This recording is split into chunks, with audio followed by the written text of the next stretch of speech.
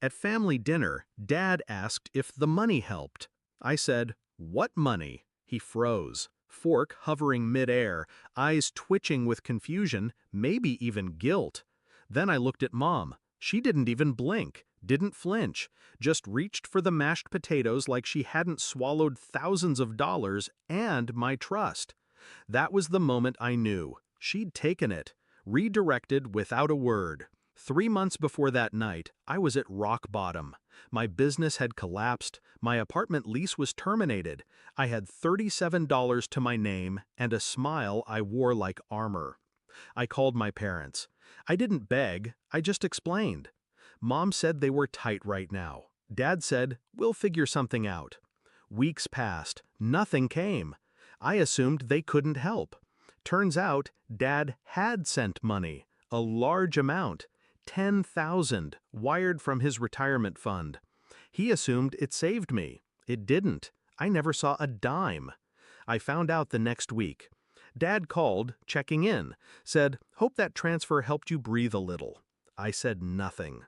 He repeated it, slower this time, the one I sent through Mom. She told me you were too proud to say thank you. I nearly dropped my phone. I played dumb. What transfer? There was a long silence on his end. Then, "I'll call you back." He didn't. But I didn't need him to. I already knew. She must have thought I wouldn't notice, that I'd blame the universe or myself. She didn't realize I'd trained my entire adult life to read contracts, statements, fine print. She raised me to be polite, quiet, grateful. She forgot I also watched her lie through smiles and withhold affection like currency. The next morning, I pulled records. I logged into my childhood bank account, the one Mom helped open when I was 17. She was still a joint account holder. Then I noticed another account linked. My name, same address, different number. I never opened it. She did. A ghost account. Just real enough to pass through Dad's wire transfer without triggering questions. She siphoned the money there, moved it to hers, then closed the trail. Clean. Almost. I didn't explode. I evolved. The betrayal didn't break me. It clarified me. She thought she'd stolen money. But what she really gave me was motive. The first move was digital. I gathered proof, screenshots, IP logs, time-stamped transfers, copies of emails she forwarded to herself from Dad's inbox. Then I went analog. I printed it all, put it in a folder labeled taxes, and left it where she'd find it. She did, 3 days later. She didn't say anything, but I saw the way she started checking the door twice, locking her phone screen faster, twitching when I walked in. She knew I knew, but she didn't know what I'd do. I waited until her birthday party. All the family was there, cousins, neighbors, even her church friends. Cake, candles, toasts. Then Dad raised a glass.